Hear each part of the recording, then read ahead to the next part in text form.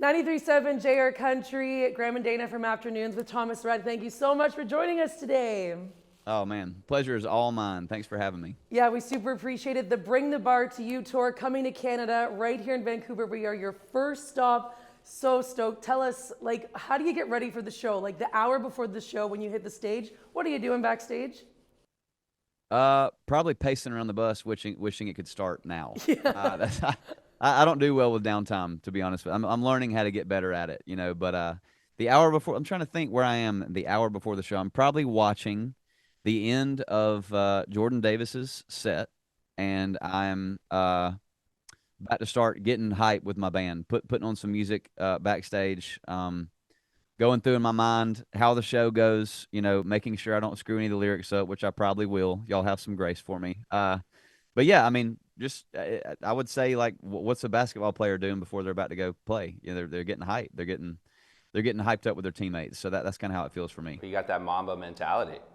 That's right. I love it. What's what's the hype song? What's the pump up song? Man, it changes all the time. But this past year, it was this song called 777 by Silk Sonic. Ooh, Buddy. yes, nice. That's what. Woo! Yeah, Get some people Get in going. the zone. that's Yeah. awesome. Coming to Vancouver, do you have any downtime here at all? Like, are you going to be able to check out the city at all, or are you just in and out?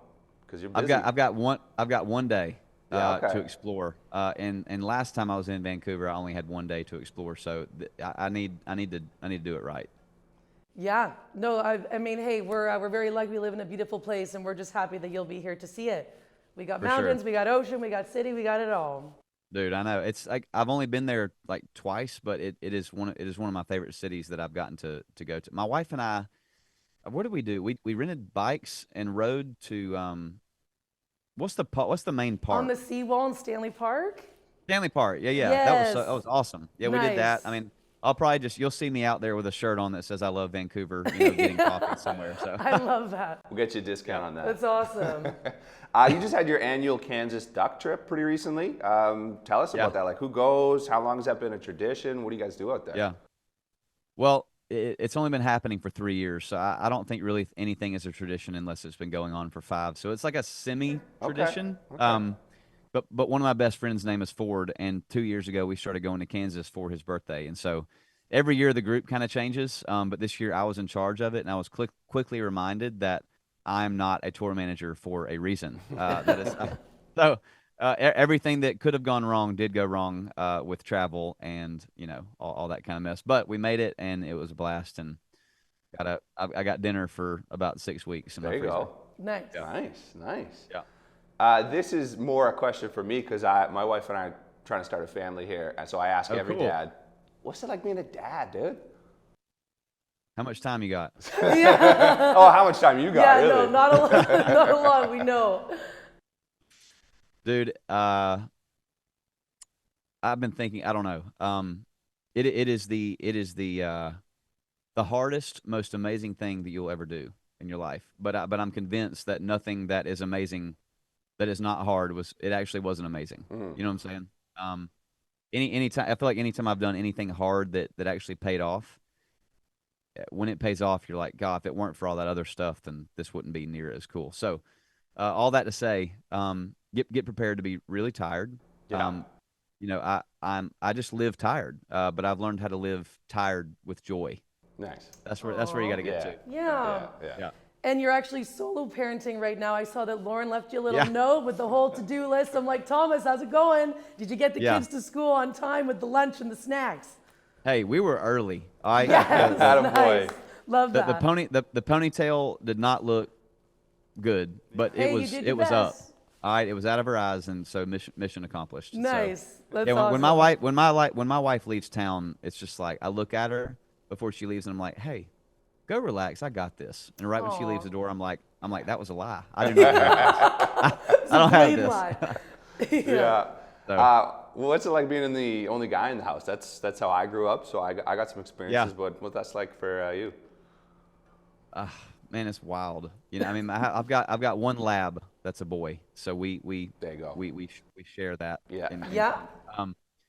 But dude, I think before I had kids, I always dreamed that I would at least have a son, or or even a couple. I always dreamed of all these things that I was going to do with my boys. And then we adopted Willa Gray, girl number 1. Get pregnant, girl number 2. Get pregnant, girl number 3. Get pregnant, girl number 4.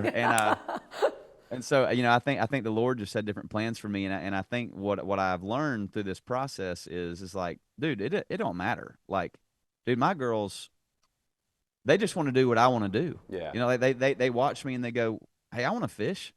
You know what I mean? Like, we'll go to the farm and we'll shoot, clays or whatever, and they'll be like, I want to do it. I'm like, well, this will knock you over right now, but we'll try it in 2 years. And later, yeah. I think all those years of being like, man, I'd love to have a son.